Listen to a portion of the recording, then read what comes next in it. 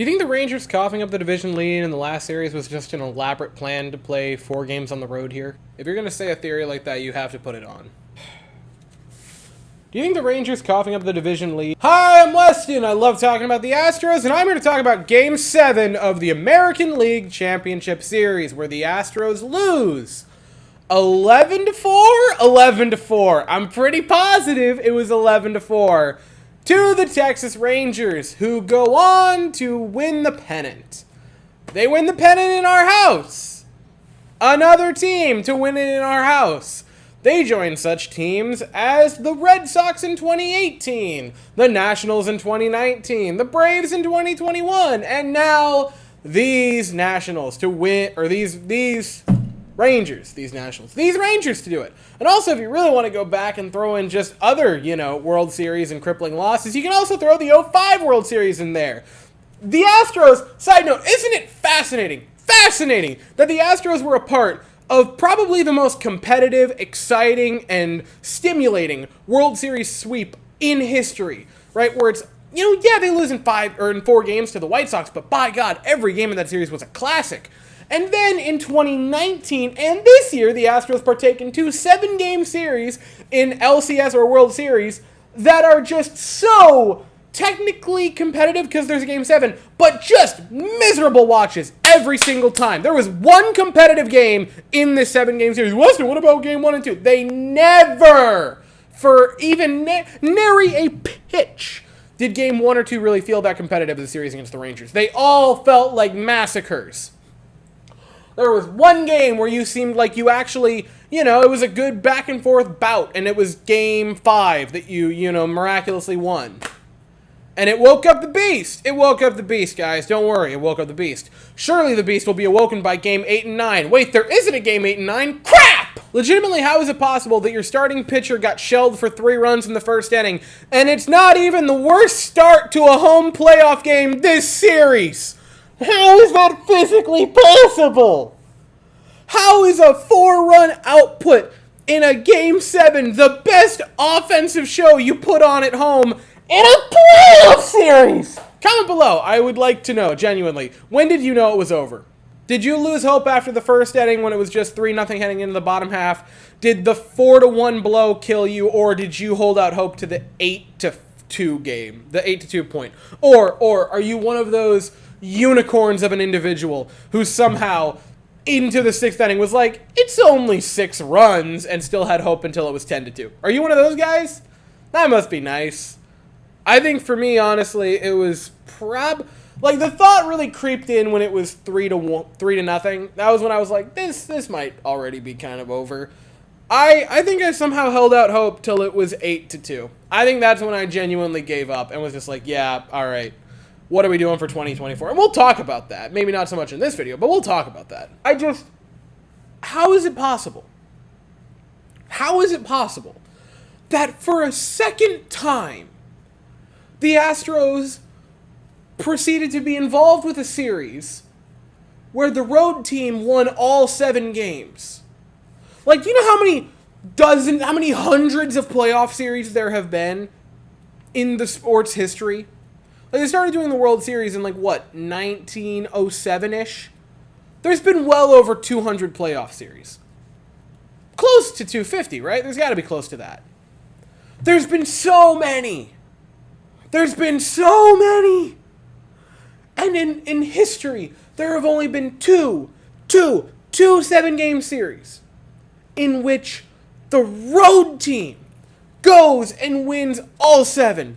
And you've been the butt of both of them. That both include you laying a complete egg in Game 7 offensively. Side note, why did it have to be 11-4? Why did it have to be 11-4? That just seems irrelevant. Why couldn't it have at least been 7-5 or 7-2 again, and you could have let me kind of giggle about it? Or on one of the home runs, I can't even remember which one. They hit so darn many of them. On the one that was up the line, why couldn't it have at least banked off the foul pole? Why couldn't have you at least given me that thing to laugh about? Just something so that as I sat watching this game stupefied, I couldn't at least go, More pain, but it's funny pain. Side note, in some backwards way, I'm actually thankful that Altuve went homerless in the postseason last year. Because can you imagine if that ninth inning home run tonight either tied or broke Manny Ramirez's record? Can you imagine if this was the schlag heap of a game that we had to watch him do that in? Was it supposed to be some beautiful moment in his career, and it was in this game? Thank God that wasn't it. Oh. And there was, even though I knew that it was impossible, like almost mathematically impossible, when Altuve homered and then they got two men on, I'm like, but could they? I'm sure that I'm going to make a long, comprehensive video talking about the offseason plan and what I would do if I were in charge of this team. We'll just get into the Cliff Notes version right now. And I think the Astros are, funnily enough, gifted a very easy beginning to the offseason plan. But there's going to be a couple of uncomfortable things you have to do. Dusty's gone. I don't think there's a chance that he comes back. And I think that's going to be made for you. I think he's going to retire. I don't think he's going to try to come back. I don't think Maldonado's going to try to come back. I also think he's going to retire. I think that's going to be made easier for you. If you want to keep him around as some sort of a coach or advisor, that'd be great. Love him as a person. Super cool to keep him around. I would do that. Same with Michael Brantley. I don't know what his plans are. Maybe he goes off to be a bench player. I think there are some teams he might even be able to be a starter if he can stay healthy. If he doesn't, if he goes for retirement, hitting coach immediately. Immediately get him involved with the organization. Awesome, awesome human being. The definition of like the perfect pure hitter. Get him working with the minor leaguers. Those would be a couple of great things to do. The uncomfortable conversation comes when you're talking about a couple of headline players. You have Framber Valdez and Kyle Tucker, who are both very soon due extensions. One of them's got to go. One of them's gone. One of them has to be gone. I don't know what direction you want to go. The Astros seem to be perfect at developing pitching prospects. That seems to be their absolute strong suit. So maybe you trade Framber Valdez and you keep Tucker and extend him. Maybe you trade Tucker and keep Framber Valdez and extend him. I don't know what you want to do. But a complete failure of a season like this, where, and especially in the postseason, where Tucker is invisible, and I know it makes me seem like a total asshole when I say this. I don't care. There were like 3 balls that hit off of his glove in the past 2 games that ended up being home runs. Those wouldn't have affected anything. I understand that, but oh boy, that just gets my goat a little bit. In the postseason, Tucker was invisible with a bat in his hand and with a glove. And I'm not even talking about the 3 plays in the past 2 games. I'm talking about the entire postseason. Tucker was awful defensively. And maybe even worse offensively. Framber was just destroyed every single time he was trotted out. One of them has got to be moved in the offseason.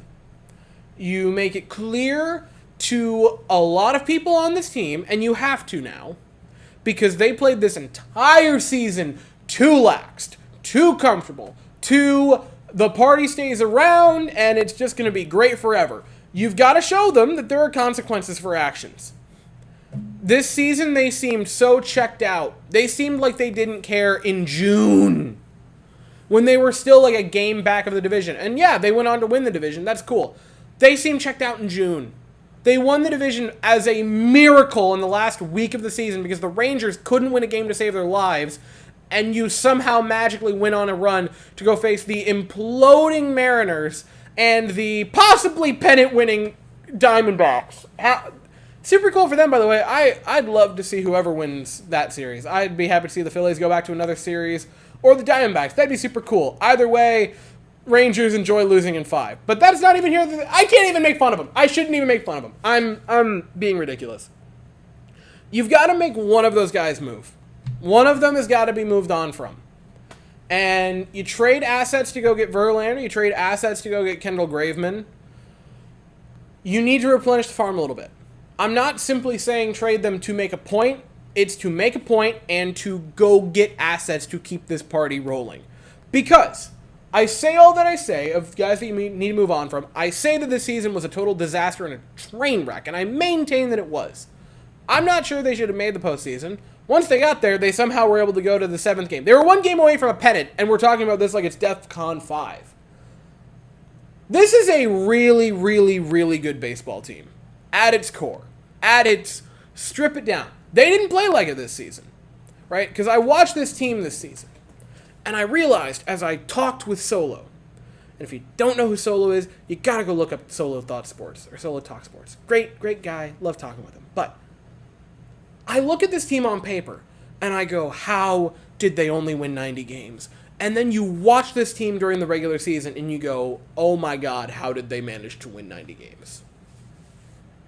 They are too talented of a team to do this again. They're going to win 100 games next year.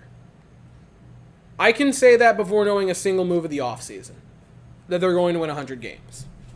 Javi regressed this season to a level that we did not expect, or even close to it. You lose Altuve for a month and a half or so. Bregman didn't get it going immediately. You had a manager, and I'll talk about Dusty in a second, who wouldn't start the best players. He simply wouldn't. He would have someone get hot and then would bench them. And that cost us a lot of games. Yainer Diaz, when he started as a catcher, hit like Mike Piazza, and I'm not even joking. Look up the WRC plus numbers of him as a starting catcher and Mike Piazza for his career. They are very, very similar. You had Mike Piazza level of offense as the catcher position, and he was starting every like fourth game, if that. You had Chas McCormick, who was hitting like an actual all-star, like legitimately on a lot of teams might actually receive MVP votes, and he couldn't get into games some of the time. You had a player who would go on this tear. They'd have a game where they'd go 4 for 5 with a pair of doubles, a home run, and a super hard hit single, and then you'd tell him to hit the bench in the penultimate game of a series. That cost us a lot of games. Yainer is going to be the starting catcher next year. Chas is going to be the starting center fielder next year. I assume. I really do. I assume you're probably going to promote Espada. I think that's the move that makes too much sense not to do. This is a 100-win team next year. And without a doubt in my mind. You're going to get Lance back, by the way. You're going to get a really, really good pitcher coming back who's going to be pissed off and wants to prove it. Right? You're going to get Verlander again. I think Brown gets better over the offseason and actually gets an offseason to work with his idol in Justin Verlander. I think that's going to improve. France, oh my god, found money, that guy. I think he gets a start or a spot. I already said it. I think Javi gets better. The bullpen's great. Better maintain Nearest. That dude's awesome. Bring back Nearest. But the bullpen looks great. You're still going to have, I believe you're still going to have Stenik. You got a little bit more control over him. Going to have Abreu back. You're going to have Presley back. He more than proved it in the postseason. If you bring Nearest back, you're great. Golden, again. And then you can play around with Urquidy as long relief. And the hitting core, Altuve is Altuve. He's not going to regress. He hasn't yet. I don't see him slowing down. Bregman, I feel bad for Alex Bregman. I really do. Because people expect Bregman to be something that I just kind of don't think he is. I don't think Alex Bregman is 2019 Alex Bregman. I think Alex Bregman is 2021 and 2020. I think Alex Bregman is 2022 and 2023 Alex Bregman. He is a really good glove. He's going to draw a lot of walks, and he's going to get you like a 130 to a 140 WRC plus. That's really good. Do you know how many teams in baseball like that would take a third baseman who's going to be a debatable gold glover with a 125 to 140 WRC plus? Do you know how many teams would take that in a heartbeat? All of them is the question, or the answer. You're expecting filet mignon and getting pissed that you're getting a really, really, really good burger. It's not nothing's wrong with Bregman. He's not what you think he should be, but he's still really, really good. And it's absurd that he gets as much hate as he does. Yordan might actually just be Barry Bonds in disguise. 1,500 OPS in the postseason. Maybe the greatest postseason by a hitter. Gone, by the way. That's awful for him. Abreu showed me signs of life. I discussed it a little with Solo as well. I think when you make a trade, you go for, like if you trade Framber Valdez, for example, you get a starting player and you get a really, really good first base prospect, like a AAA first base prospect. You give Abreu a short leash next year. I'm not saying he has to be that 150 WRC plus, but he's got to be 120 and that premier glove. He's got to be a 120-ish WRC plus guy with that defense that he had in the postseason, and I'd be more than happy. I would be elated if you had that. Tucker is going to be there probably unless you do the trade, unless you trade him instead of Valdez, but I'm going to assume in this that you're trading Valdez and keeping Tucker. Really good in the regular season. Hopefully he starts on time. Hopefully the postseason next year he doesn't disappear again. Chaz, what more can I say about Chaz? Pena is Pena. And you know what Pena is. He is not powerful, home run wise. He's going to be a 100 WRC plus with a good glove. That's what shortstops are. Don't let Francisco Lindor and Carlos Correa skew your mind of what shortstops are. Shortstops are a 100 WRC plus. And play that position. And Pena defensively, not this season so much. Obviously, in his rookie year in the playoffs last year showed it. He can be that elite glove. And if you give me a Pena with an 8 OAA on Baseball Savant and an OPS plus of like 98 to 105, I'm down. I'm cool with that. You're going to have Yiner behind the dish as a starter. Dubon's going to be floating around. He's been fantastic. Underrated guy that I think might actually be a fun util guy next year, Greg Kessinger. I'd love to see what he can do over a season as a util guy. Floating around. This is like, we talk about this as this low point in the franchise where they win 90 seasons. And this is what I want to put into context. Obviously, this game hurts. And it sucks. And this team should be embarrassed by it. Because they had the 3-2 lead. And then they blow Game 6. And then they get killed tonight. They should feel bad about it. They've got to come into next season. The team itself, pissed off and ready to run through brick walls. Because how do you, for a second time, lose all 4 games at home in a postseason series? That's unheard of. The fan base, we've got to chill. And I'm going to say this to try to keep it in perspective. In the past 2 years, we've experienced more playoff success than a lot of teams.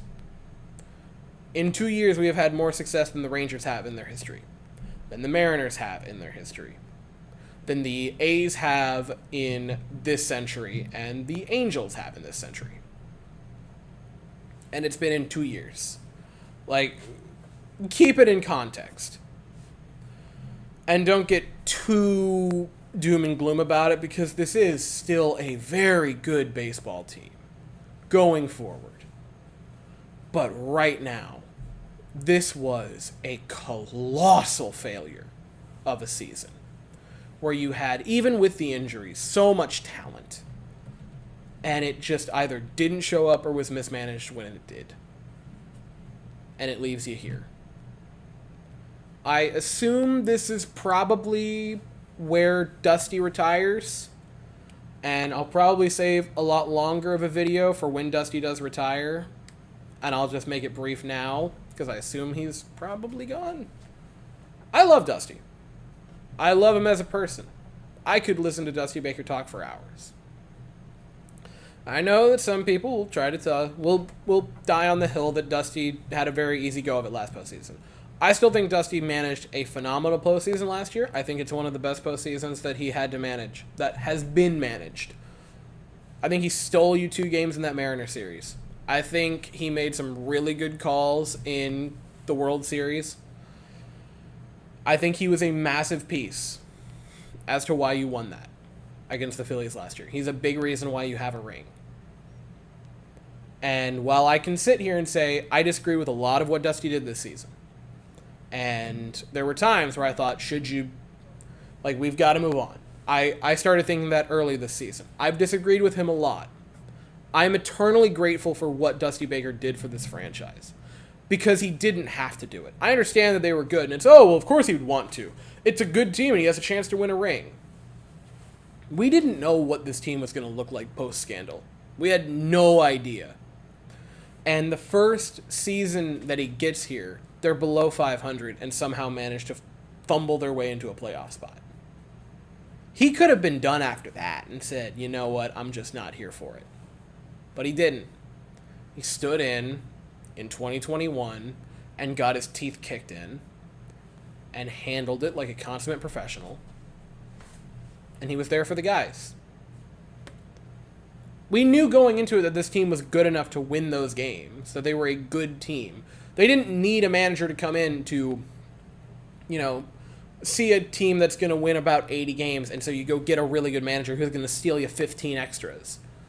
You brought in Dusty Baker because you knew this team was great and could win those games. You brought him in because you needed someone to keep morale up. You needed someone to be that buddy on the bench. You needed someone to keep him upbeat. Now, there were times this season where you can question that, but in 2020 and 2021 and 2022, especially in 2022, he kept the vibes up. And he has rightfully earned a spot as potentially the best manager, or at least one of the most accomplished in Astros history, in a short little stint. If it is the end of Dusty Baker's illustrious Major League career, I'm happy that he spent time in Houston, because he is one of the greatest characters that the sport of baseball, who has been full of them, has ever had to offer us. And I hope that he has a lovely retirement. And in a few years, I hope that when he goes into the Hall of Fame, there's an H on his hat. Maldonado probably is also gone. I've said a lot this season about Maldonado as a player, but I've always maintained that as a person, I love him. And if you want to bring him on as a coach, 100%. 100%. If you want to have him as a bench coach type guy or some sort of advisor, maybe a spot needs an assistant, I'd totally bring him back. I would love to have him. And can you tell that I'm kind of just prolonging the inevitable? It's another season done. Fourth year. A third 162. Where I've covered every game. It's 1,400 of you guys. That's more than a section. Like, that's insane. That's like, that's the entirety of the Crawford boxes. To capacity. With you guys. And you listen to me ramble about nothing.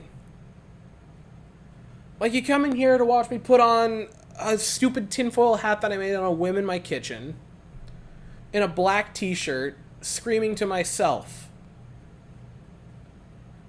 And you guys let me do it and have fun.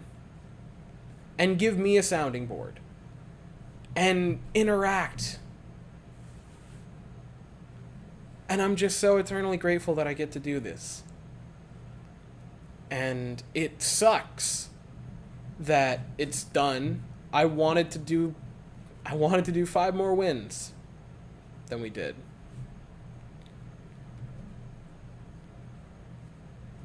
I really wanted to do 5 more wins. It would have been unreal what we could have done. I would have driven to Whataburger. I would have gone up to Jacksonville. It's like a 4-hour drive, not even with traffic, to get some mid-tier fast food burger as a joke. I'll still do it next year, because this team will be back. I truly, in my heart of heart, believe it. So what's the off-season plan? We've reached that point of the video. I say it every off-season, and I've genuinely seen the numbers, and I want to do a lot of off-season stuff. I want to try to cover a lot more free agency, not just pertaining to the Astros, but in general. When that news breaks. I'll do videos when news is broken for Dusty, Maldy, any player like that. Obviously, any Astros trades, signings, anything along those lines is a no-brainer that I'll be here for. I would like to do another grading. I think that could be very interesting this season because I think there's a lot of players that might have gotten unjustly given a opinion one way or the other, whether it be positive or negative, and I'd like to go over those.